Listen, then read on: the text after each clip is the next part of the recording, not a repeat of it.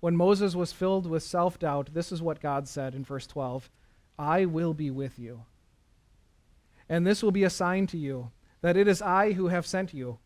When you have brought the people out of Egypt, you will worship God on this mountain. Moses said to God, well, suppose I go to the Israelites and say to them, the God of your fathers has sent me to you. And they ask me, what is his name? Then what shall I tell them? Then God said to Moses, I am who I am. This is what you are to say to the Israelites. I am has sent me to you. God also said to Moses, say to the Israelites, the Lord, the God of your fathers, the God of Abraham, the God of Isaac, and the God of Jacob has sent me to you. This is my name forever, the name you shall call me from generation to generation. See, Moses was fixated on asking, who am I, when he should have fixed his eyes on the great I am. Because it really doesn't matter who he is or who I am, it matters who God is.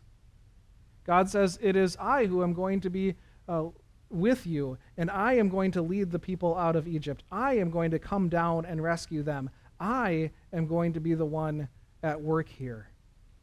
God is the one at work, the one with that powerful name, the great I am, the name that Jesus would claim for himself, the name that he says he should be called for generations. He is the one at work, and he would be the one at work through Moses as he frees the Israelites from the tyranny of the Egyptians. And that same I am is at work today through the people whom he calls to serve.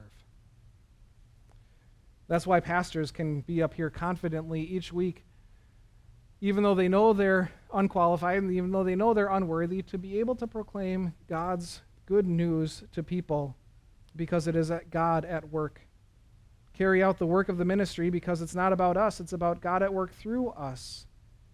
He not only decides to forgive sinners, but then also to use sinners in his holy ministry to go and to proclaim the good news to others.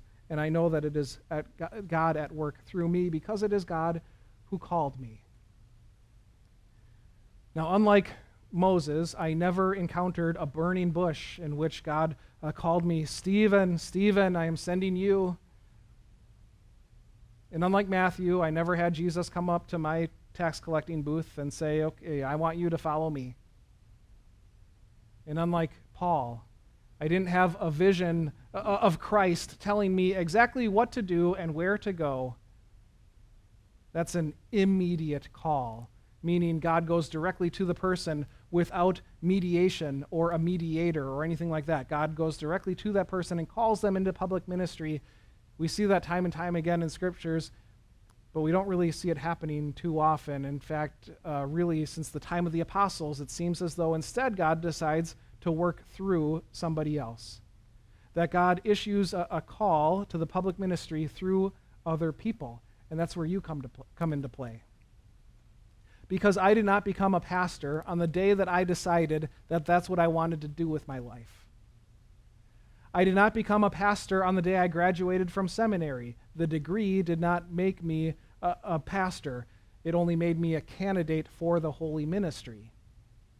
Instead, I became a pastor on the day in which a group of Christians called me and invited me to be their pastor, called me to serve them as a public minister of the gospel.